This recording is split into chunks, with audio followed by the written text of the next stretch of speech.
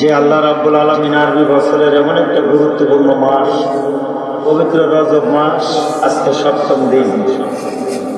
আল্লাহ রাব্বুল আলামিন এই রজব মাসে মধুপুর উত্তরপাড়া চিশতিয়া দরবার শরীফের উদ্যোগে 36তম বার্ষিকী ইসালে সোয়াব দোয়ার মাহফিলে আল্লাহ পাক আমাদেরকে সুন্দর এবং সুস্থ অবস্থায় এই দরবারে আসার জন্য, বসার জন্য তৌফিক দান করেছেন। সকলে বলুন আলহামদুলিল্লাহ।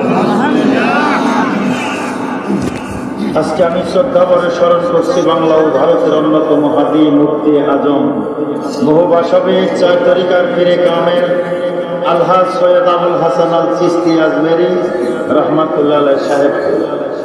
আর বড় স্মরণ করেছি তার দেওয়া আদরের একজন মানুষ, আমাদের তরিকতের বড় ভাই, মধুপুর চিশতিয়া দরবার শরীফের যিনি প্রতিষ্ঠাতা পীর সাহেব, আমাদের সকলের শ্রদ্ধাভাজন জনাব ডাক্তার মাইনুদ্দিন চিশতি রহমাতুল্লাহ আলাইহি।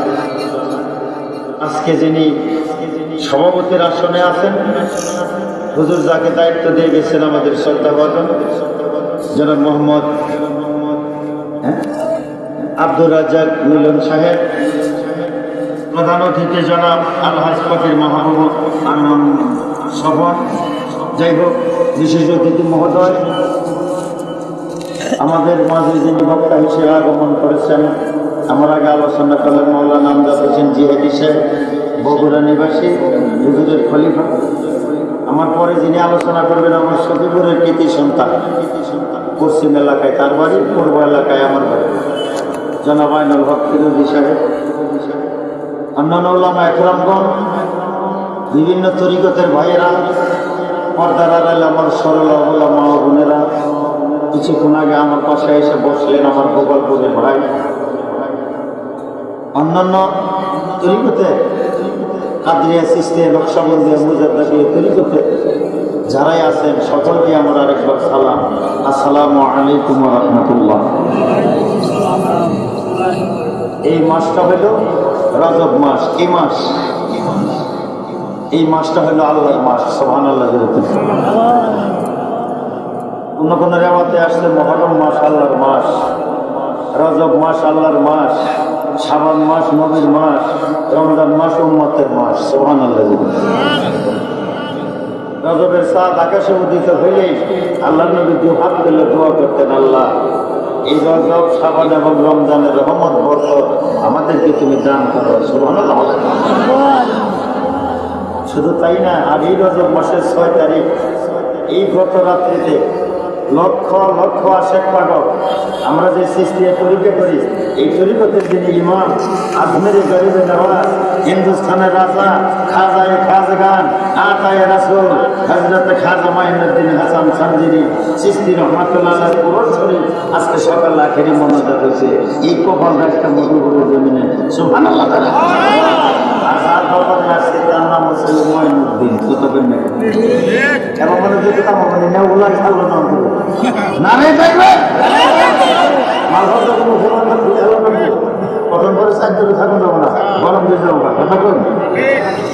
তাহলে মাইনুদ্দিনের আস্তানা আজমেরে, মহিউদ্দিনের আস্তানা হলো বাগদাদে, আর নয়াদিল্লিতে আস্তানা হলো নিজামুদ্দিনের। আমাদের চিশতিয়া তরিকা নিজামিয়া খানদান, চিশতিয়া নিজামিয়া শাখা আমরা।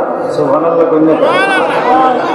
এই জন্য কবি বলছেন, ওরে বাগদাদের পীর মহিউদ্দিন, আজমিরে হয় মাইনুদ্দিন, দিল্লিতে হয় নিজামুদ্দিন, দিল্লিতে হয় নিজামুদ্দিন, আল্লাহ রেশকেই দেওয়ানা মারহামতুল্লাহ।